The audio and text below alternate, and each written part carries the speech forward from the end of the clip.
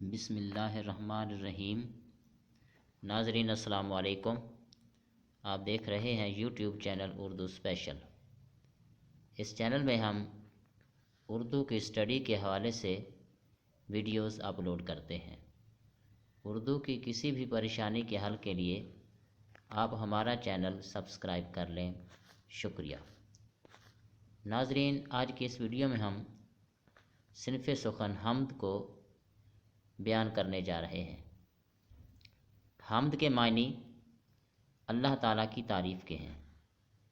اصطلاح میں حمد وہ نظم ہوتی ہے جس میں باری تعالیٰ کی صفات اور عظمت و قدرت کا بیان ہوتا ہے اور اس کی ہمہ پہلو تعریف کی جاتی ہے۔ حمد کا موضوع اتنا ہی وسیع اور متنوع ہے جس قدر خدا اور اس کی کائنات، گویا اس کی وسعت کی کوئی انتہا نہیں۔ حمد کے لیے کوئی ایک بحر، وزن یا ہیئت متعین نہیں۔ حمد مختلف ہیئتوں میں لکھی گئی ہے۔ بعض جدید شعراء نے آزاد نظم کی ہیئت میں بھی حمدیں لکھی ہیں۔ ذات باری تعالیٰ کے لیے محبت و عشق کا جذبہ حمد کا محرک ہوتا ہے، لہٰذا ضروری ہے کہ حمد رسمی نہ ہو بلکہ شاعر ذات باری تعالیٰ کے عشق میں ڈوب کر حمد لکھے۔ حمد کی زبان پاکیزہ اور الفاظ شستہ اور بلیغ ہوں۔ شاعر کا لہجہ انتہائی مؤدب اور منکسرانہ ہو۔ اظہار کا طریقہ ایسا نہ ہو جس سے شان الہی میں گستاخی یا سوء ادب کا پہلو نکلتا ہو۔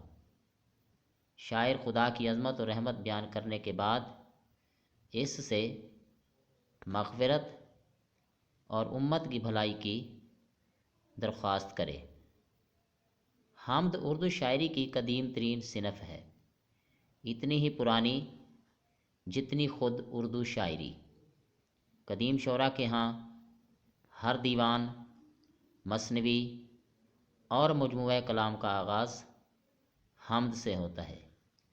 یہ روایت اس قدر پختہ اور گہری تھی کہ ہندو شعراء اور مثنوی نگاروں نے بھی اس سے انحراف نہیں کیا۔ ہر دیوان کی پہلی غزل حمد ہوتی تھی اور ہر مثنوی میں آغاز قصہ سے پہلے مثنوی نگار حمد کہتا تھا۔ شعراء نے بطور خاص الگ حمدیں بھی لکھی ہیں۔ ترقی پسند تحریک نے ادب میں مذہبی اور روحانی روایات کے خاتمے کی کوشش کی۔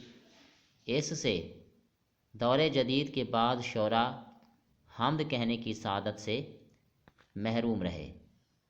دور جدید کے ایک شاعر باقی صدیقی مرحوم کی حمد کا ایک شعر پیش خدمت ہے۔ تو قادر مطلق ہے، یہی وصف ہے کم کیا، آگے کرے ایک بندائے ناچیز رقم کیا۔ ناظرین، یہ تھی ہماری صنف سخن حمد جو ہم نے ڈسکس کی ہے۔ امید ہے کہ یہ ویڈیو آپ کو پسند آئی ہوگی۔ اگلی ویڈیو تک کے لیے اجازت دیجیے۔